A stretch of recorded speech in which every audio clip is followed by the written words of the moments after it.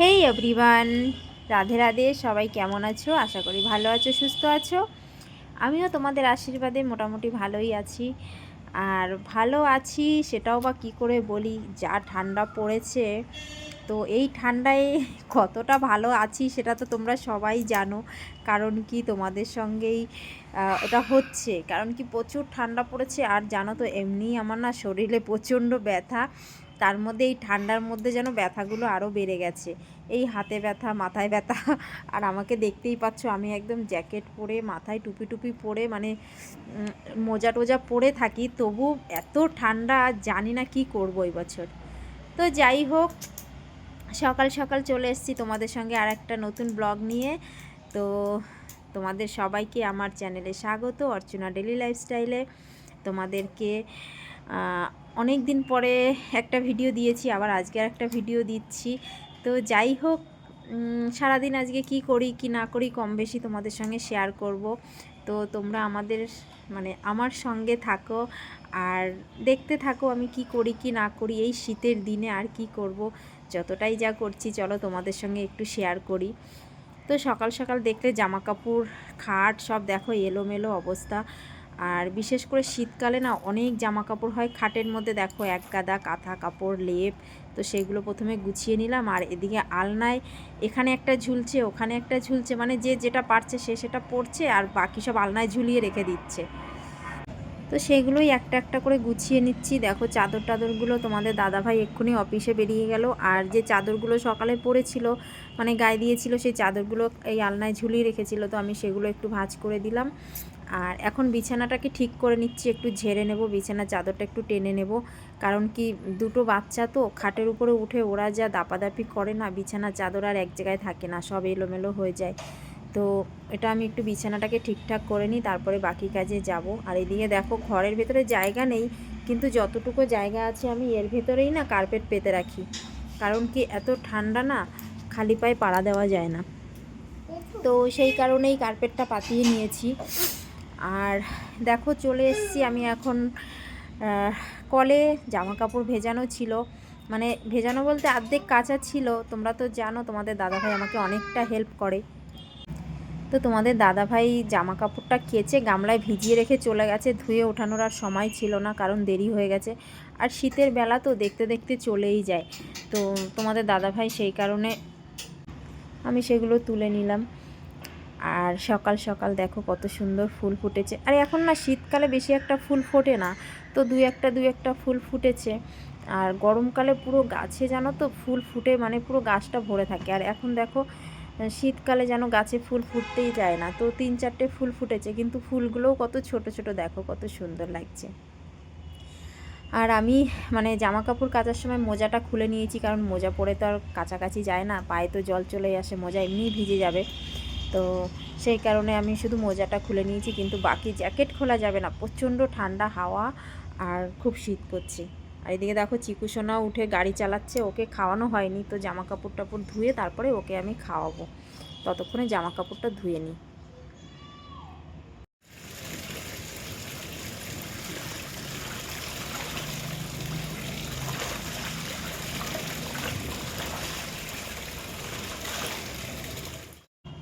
তো জামা কাপড় ধুতে ধুতে তারপরে লাস্টে দেখলাম চিকুসোনার একটা জুতো ছিল। আগের দিন চিকুসোনাকে নিয়ে হসপিটালে গেছিলাম, ওর ভ্যাকসিন দেওয়া ছিল, মানে ওকে না বিড়ালে আছড়েছিল, তো সেই কারণে ভ্যাকসিন দেওয়ার ছিল। তো ওই জামা কাপড়গুলো তো ধুয়েই দিয়েছি, আর এই জুতোটা পরেও গেছিলো।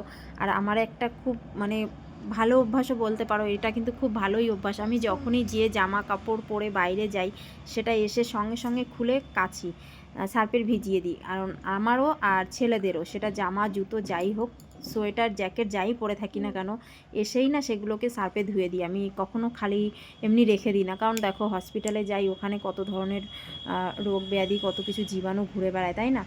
তো এটা আমাদের সবারই করা উচিত। তো আমিও এটাই করি, তো সেই কারণে আরও জামা কাপড়টা বেশিই হয়ে গেছে। তো জামা কাপড় ধুয়ে আমি চলে এসেছি শুকো দিতে। আর তোমরা দেখতে পাবে আজকে কত জামা কাপড় আমি কেচেছি, কত শুকাতে দিয়েছি। তার মধ্যে আবার চলে এসেছিলো আমাদের গাড়ি বের করানোর জন্য একটা দাদা। তো ওই দাদার গাড়িটা থাকে এখানে, তো আমাদেরকে বলল গেটটা একটু খুলে দাও, গাড়িটা বের করি। তো গাড়িটা বের করে নিয়ে গেল। তো জামা কাপড় শুকাতে শুকাতে গিয়ে আবার ওনার গাড়িটা বের করার জন্য গেটটা খুলে দিয়ে এসেছি।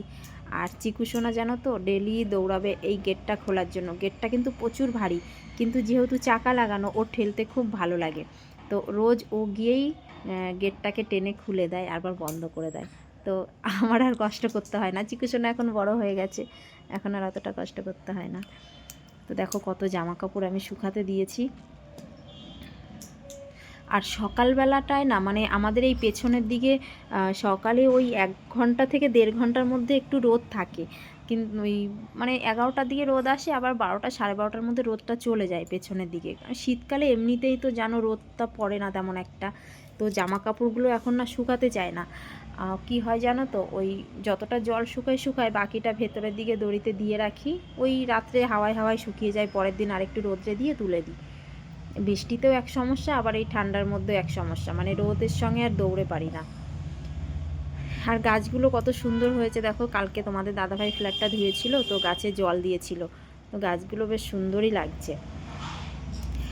আর আমাদের সপ্তাহে সপ্তাহে ফ্ল্যাটটা ধুতে হয়, তো তখন এই গাছগুলোতে জল দেওয়া হয়। আর যে গাছগুলো ছোট ছিল এখন বেশ বড় হয়ে গেছে গাছগুলো, পেয়ারা গাছ, আতা গাছ, এই গাছগুলো বেশ অনেক বড় হয়ে গেছে, এখন ফলও হয়। তো দেখো আমি জামা কাপড় শোকাতে শোকাতে কত দূরে চলে এসেছি, মানে পুরো বাড়ির ভেতরে 2টো দড়ি পুরো জামা কাপড়ে ভর্তি। আসো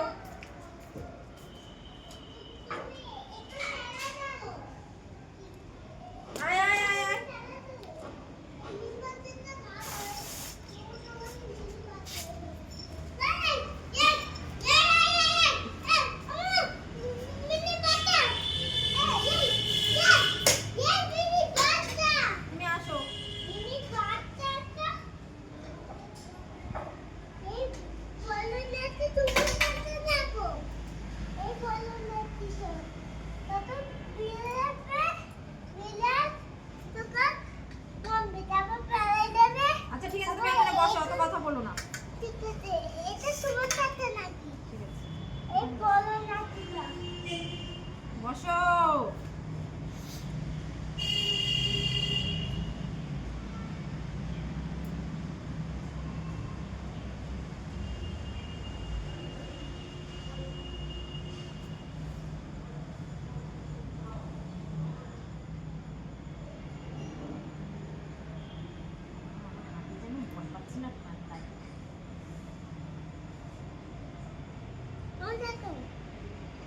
বাবা পেন দিয়ে কেন তাকিয়েছিস এখানে? আমি করোনা ভাইরাস।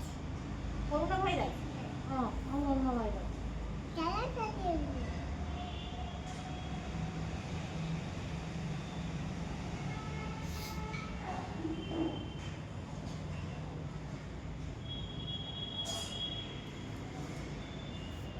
বলো যাব না তো? ভালো না, যা দাদু খেয়ে